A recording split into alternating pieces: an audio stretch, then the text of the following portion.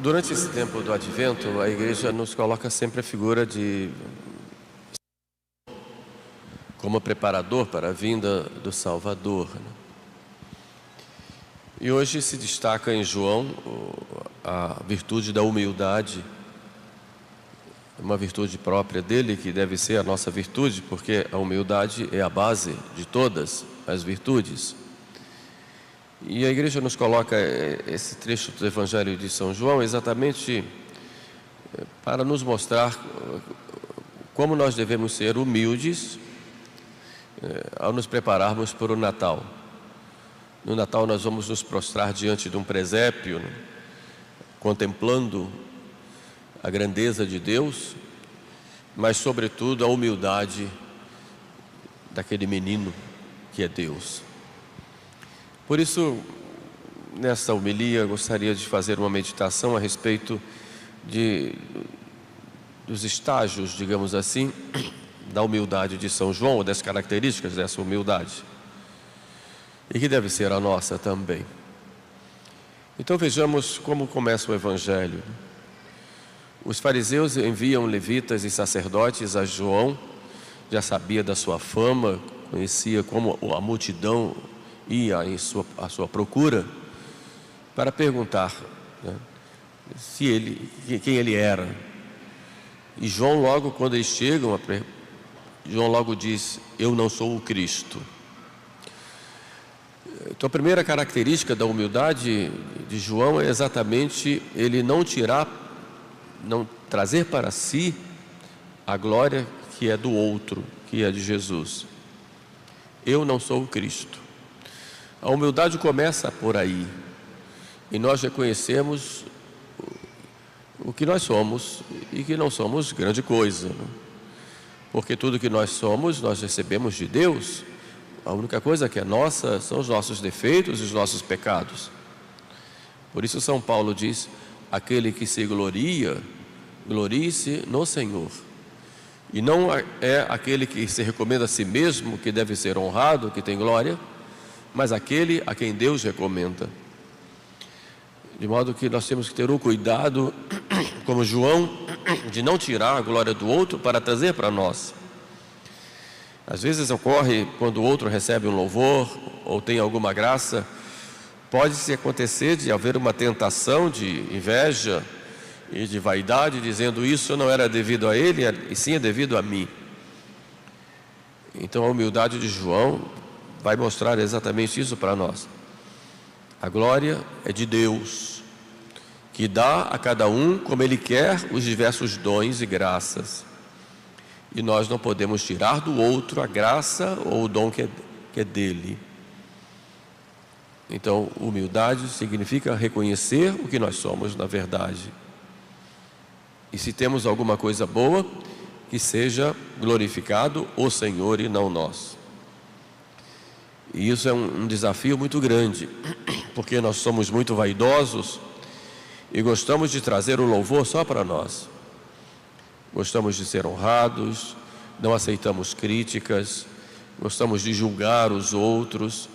Então o humilde, ele procura ficar a sós com Deus, embora não se esqueça da dimensão dos outros, do próximo, mas ele não tira a glória de ninguém e não atrai para si. Muito pelo contrário. São João diz: é preciso que ele cresça e eu diminua. Então a humildade vai nos levar a nos olharmos diante de Deus. Quem sou eu diante de Deus? E não quem sou eu diante dos outros. No segundo ponto, São João, eles então insistem: és tu Elias? És tu o profeta? E João vai respondendo sempre: eu não sou. Mas João era um profeta. E João tinha o espírito de Elias, no sentido de que João veio para preparar o caminho do Senhor. E mesmo assim João diz: eu não sou. Ele não estava mentindo, mas ele tinha algo a mais do que aqueles profetas que estavam sendo citados ali. Mas mesmo assim, ele preferiu se recolher. e não quis aparecer, porque ele não queria atrair as atenções para si. Havia alguém que deveria ter mais atenção do que ele. A humildade faz exatamente isso. Embora nós tenhamos dons e devemos colocar a serviço de Deus e do próximo, nós nunca podemos nos exaltar nesse sentido. Os santos se consideravam os piores. Embora fossem muito santos, praticavam muitas virtudes, eles sempre se consideravam pequenos, menores do que eles eram. São João Maria Vianney, por exemplo, quantas vezes ele saiu da paróquia e iria para um lugar distante, para um lugar ermo, e dizia: eu preciso sair daqui, que eu quero ir lá chorar a minha pobre vida. De modo que o santo nunca se exalta, mesmo ele sendo santo. Então o cristão nunca se exalta nas suas virtudes, nunca. Embora coloque as suas virtudes, ou melhor, os seus dons a serviço de Deus e do próximo, ele nunca se exalta. Embora seja verdade que ele tem aqueles dons e virtudes, ele simplesmente coloca a serviço de Deus e do próximo, mas ele nunca se exalta por causa disso. O santo nunca fala de si. E quem quer ser santo não pode querer atrair as pessoas para si e começar a se ufanar e se exaltar, pincelar o seu ego para que todos vejam e o reconheçam como ele acha que deve ser reconhecido. O santo não. O santo também não se faz de vítima. Cuidado com aquelas pessoas que se fazem de vítima, porque querem, na verdade, atrair as outras pessoas para si, porque no fundo não são vítimas, são orgulhosas, vaidosas, mas como querem esconder numa capa de falsa humildade, isso diz São Bernardo, colocam-se como vítimas, como incompreendidas, como coitadas, exatamente para que as pessoas fiquem em volta dele ou dela e fiquem: coitadinho, como está mal, como maltratam, como fazem mal a essa pessoa. Então nós temos esse cuidado, porque isso é um orgulho disfarçado numa capa de falsa humildade. Os santos não fazem assim.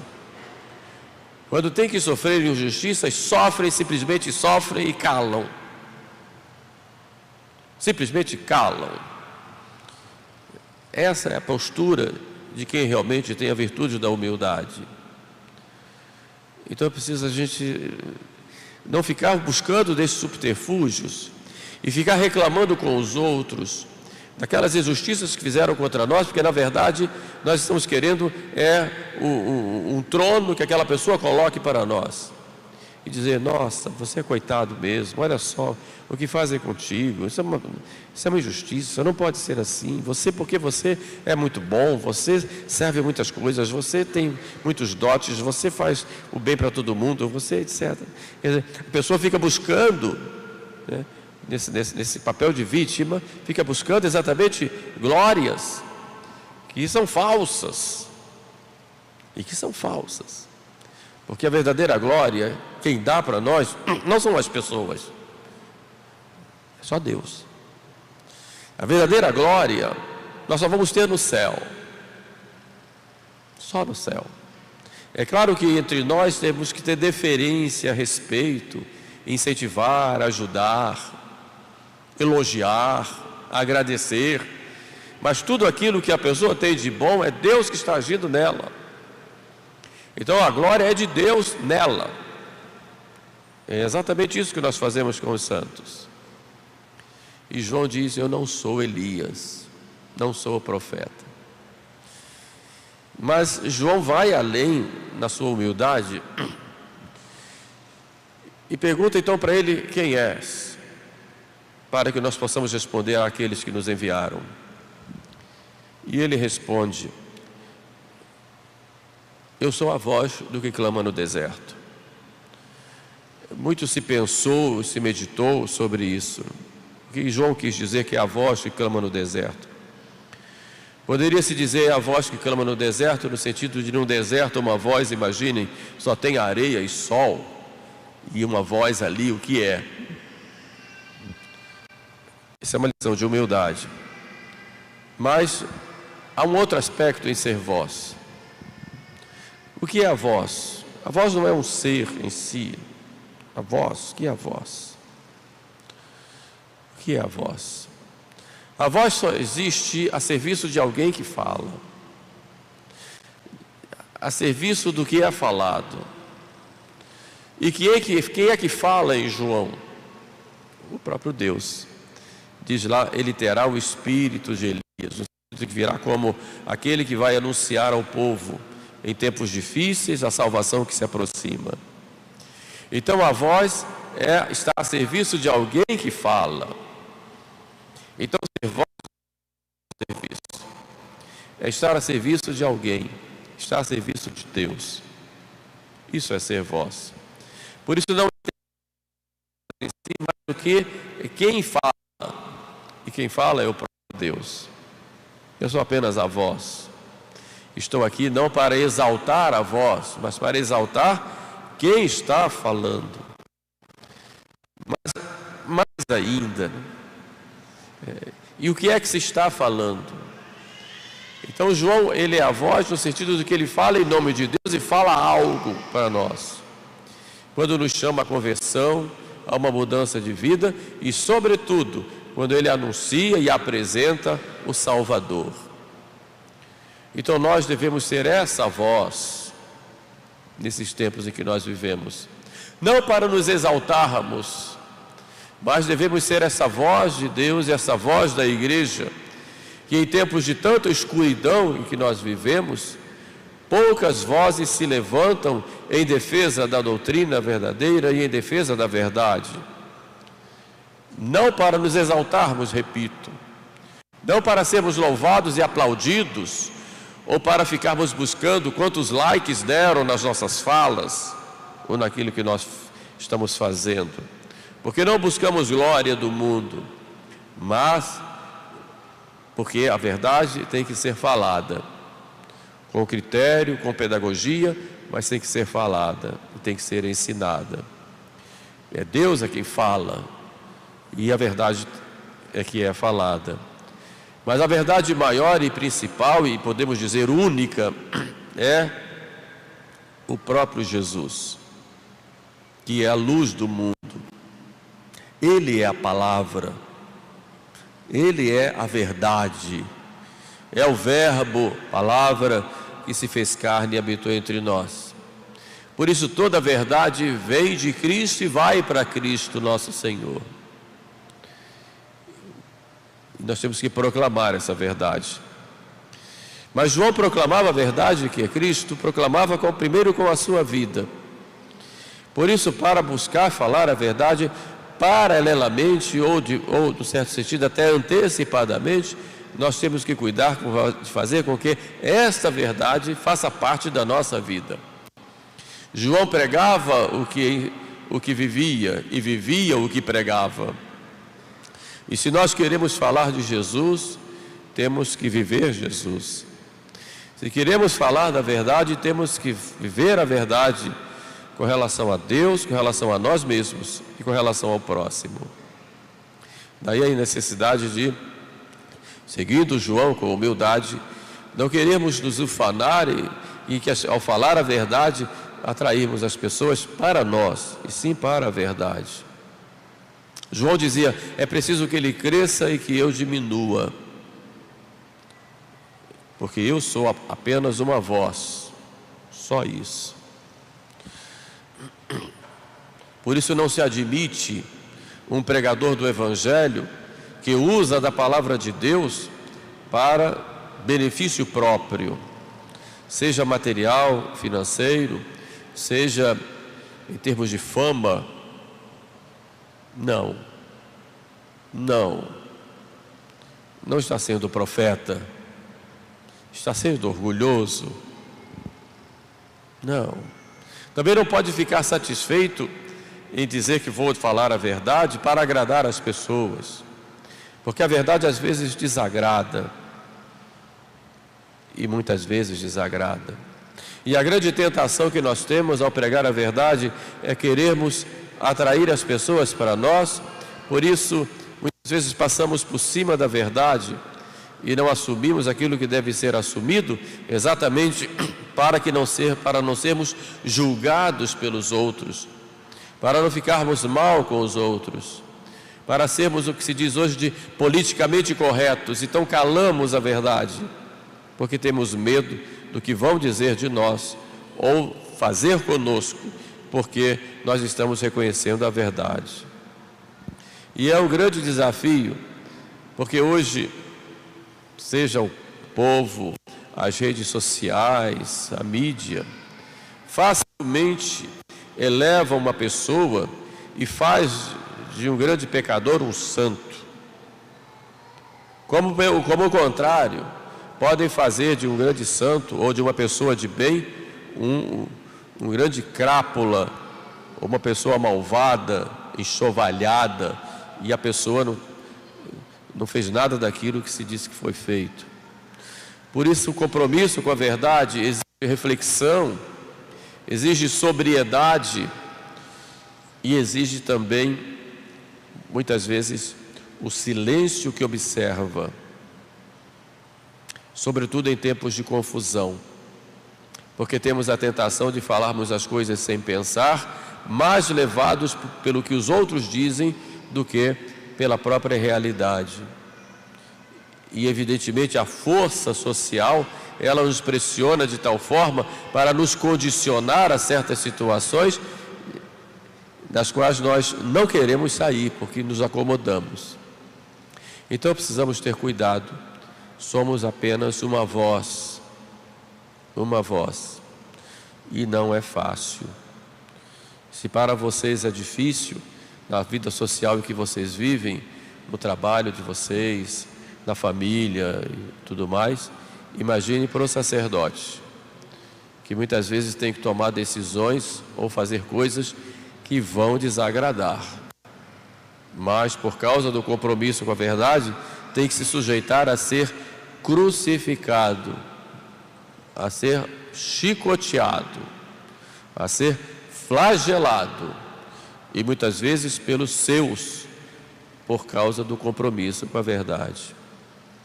Mas João é voz, ele foi degolado, muitas vezes nós também somos, mas ele está no céu.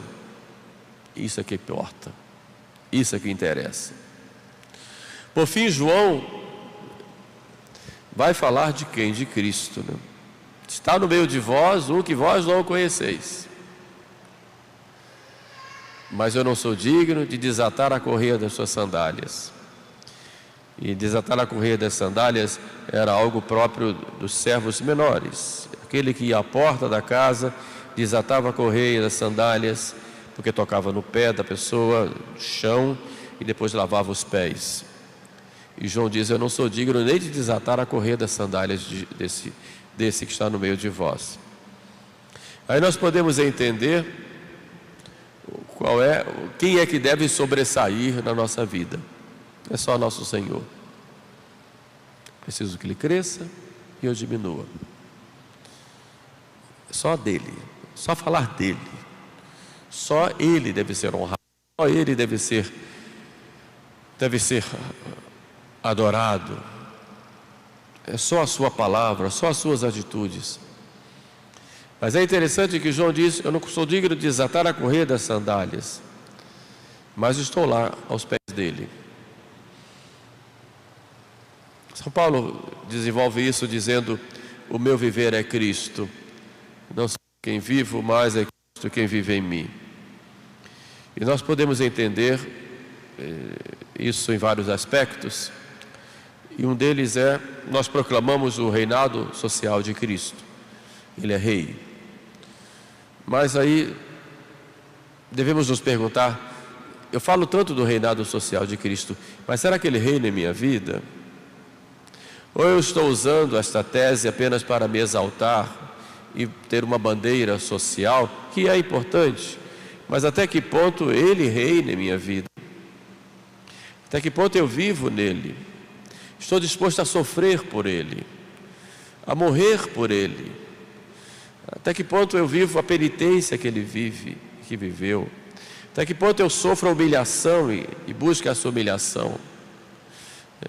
Até que ponto eu vivo essa pureza dEle, essa submissão dEle ao Pai, esta obediência total a Ele e ao Pai e à Igreja, né?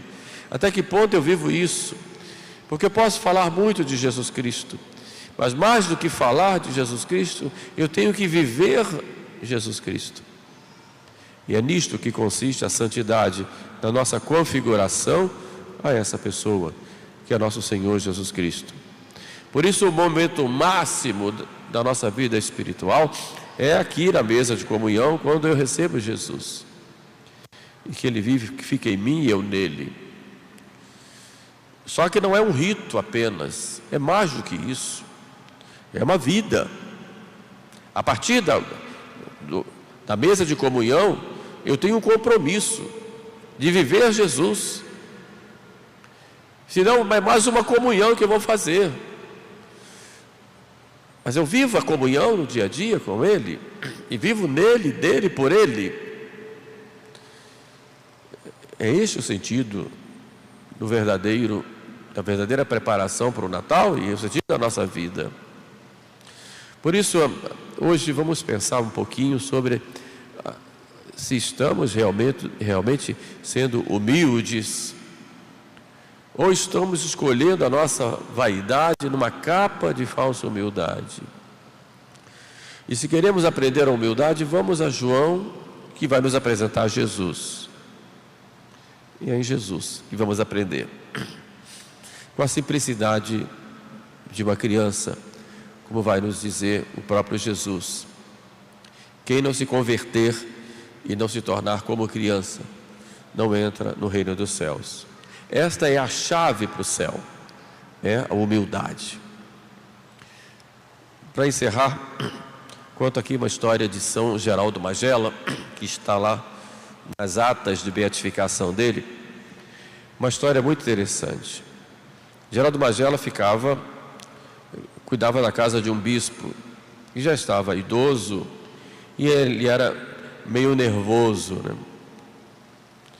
E Geraldo Magela foi ao mercado, e no mercado lá tinha uma praça onde tinha um poço. E ele, com o molho de chaves na mão, estava lá cuidando das coisas e, de repente, ficou parado perto do poço e ficou meio pálido. E só escutou o barulho das chaves caindo lá na água. E ele disse: e agora? O poço é fundo. Ficou apavorado. Acordou. O que é que eu vou fazer com as chaves agora da casa do bispo? E ele então correu na catedral, estava nessa época de Natal, e foi lá no presépio e sequestrou o menino Jesus. E levou lá no poço e disse: olha, Jesus, eu não tenho condição de pegar essa chave, porque o poço é fundo. O Senhor vai pegar para mim. É só o Senhor, porque eu confio no Senhor. Arrumou uma cordinha, amarrou o menino Jesus e desceu lá. E lá de cima gritou: Jesus, por favor, pega a chave para mim. E na sua simplicidade, nota que já era grande, era um irmão, puxou. E quando puxou, o molho de chaves estava agarrado no bracinho do menino Jesus. Está lá nas atas, com testemunhas e tudo. Na verdade, nós, pelo pecado, perdemos a chave do paraíso. Perdemos a chave do céu. Pela nossa displicência, pelo nosso descuido, pela nossa vaidade, caímos no pecado, perdemos a chave do paraíso. E é só com a humildade que nós vamos olhar Jesus e dizer: Jesus, pequenino, pega a chave para mim. E é Jesus que vem e nos traz de volta a chave da vida eterna. Mas nós só vamos conseguir se formos a Ele, e a Ele como menino, no sentido de que com humildade vamos a Ele, e é Ele com essa humildade que vai nos mostrar e nos ensinar, que vai nos dar de novo a chave do paraíso, ou seja, a chave do céu. Então, devemos ser humildes. E a humildade é uma virtude. Toda virtude é cheia de atos. A virtude é sempre um hábito. Então não imagine que eu vou ter a virtude da humildade, se não houver atos de humildade. E atos de humildade vão acontecer, em geral, diante de outras pessoas. Por isso, uma humilhação, uma crítica, uma ofensa, é aí que eu vou praticar a humildade. Vocês certamente já ouviram falar na ladainha da humildade. Já ouviram? Uma vez eu fui mostrar a ladainha da humildade para uma senhora e ela ficou assustada e olhou assim e disse: isso não dá para mim não. Isso aqui até que dá, mas isso aqui não dá. E foi vendo uma por uma. Às vezes a gente reza direto a ladainha da humildade. É para rezar, faz muito bem. É atribuída ao cardeal Merdeval, que era o secretário lá de Pio X. Mas a ladainha da humildade não é apenas uma ladainha. É um programa de vida. Então é preciso sempre olhar e dizer o que é que na minha vida em que na minha vida eu vou aplicar isto aqui. Cada item daqueles, cada intercessão ou intenção daquelas. Aquilo é um programa de vida, não é só uma ladainha para eu rezar, rogai por nós, rogai por nós. É um programa. É um programa. Por isso que a senhoria disse: isso aqui para mim é difícil. Isso aqui eu ainda consigo, mas aqui está difícil. Porque é um programa. E é com esse programa de vida que nós vamos ter a chave do céu. Louvado seja nosso Senhor Jesus Cristo.